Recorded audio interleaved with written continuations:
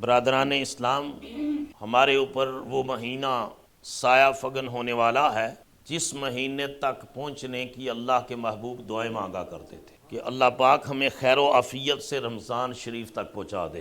تو اس اعتبار سے the blessed month of Allah Almighty is coming very soon. Ramadan is approaching to us.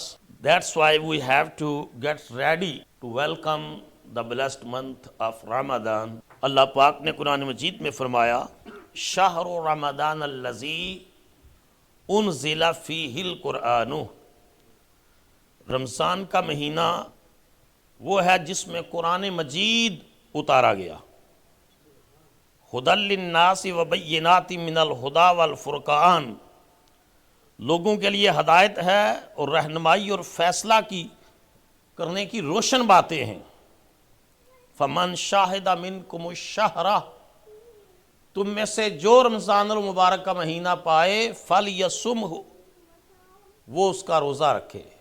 یہ امر ہے اور امر وجوب کے لیے آتا ہے، کمانڈمنٹ ہے، آرڈر ہے، فلیصم، بس وہ اللہ کا حکم مانے اور رمضان کا روزہ رکھے۔ رمضان المبارک یہ مکہ مکرمہ میں روزے فرض نہیں تھے۔ اعلان بعثت کے بعد 13 سال اللہ کے محبوب علیہ السلام مکہ مکرمہ میں رہے۔ مکی زندگی کے اندر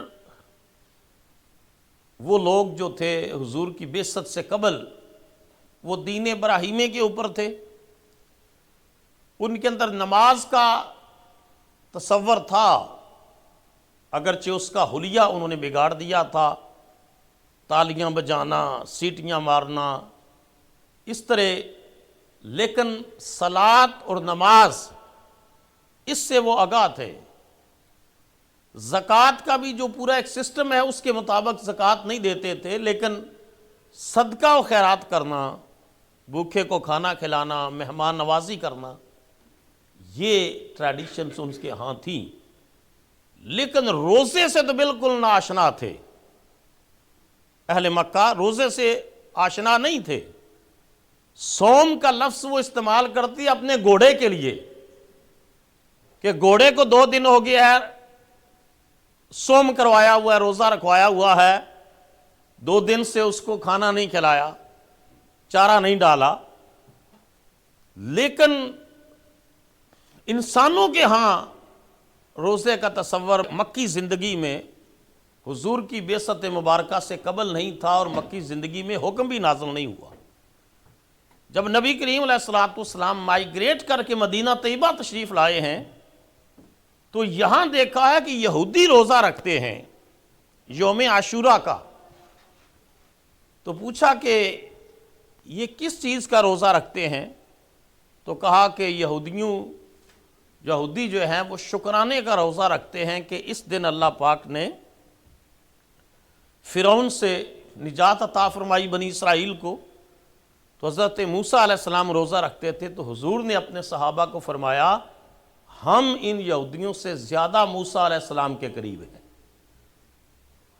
چنانچہ 10 محرم کا روزہ پہلے شروع کیا، پھر ایام بیض کے 3 روزے، ہر مہینے کی 13، 14 اور 15، بیض کہتے ہیں روشن کو، اور ان کو ایام بیض، روشن ایام اس وجہ سے کہتے ہیں کہ ان دنوں کی جو راتیں ہیں ان میں چاند، 13 کا چاند، 14 کا چاند، 15 کا چاند کتنا روشن ہوتا ہے، مشہور ہے 14ویں کا چاند، یہ بات بڑی مشہور ہے۔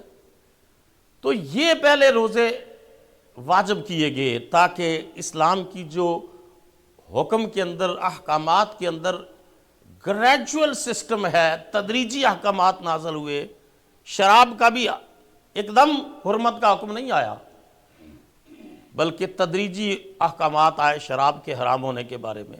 اسی طرح لوگوں کو روزے کا عادی بنانے کے لیے پہلے ایام بیض کے روزے واجب ہوئے، اور اس کے بعد پھر جا کر کے رمضان المبارک کا مہینہ جو ہے وہ اس کے روزے فرض کیے گئے، اور یہ پھر ایام بیض کے روزے جو ہے یہ ان کا اختیار دے دیا گیا کہ جو رکھنا چاہیں ان کے لیے اس میں برکت ہے۔ آج بھی پوری دنیا میں جہاں نیک اور صالح لوگ ہیں وہ رمضان المبارک کے علاوہ ہر مہینے ایام بید کے 3 روزے رکھتے ہیں۔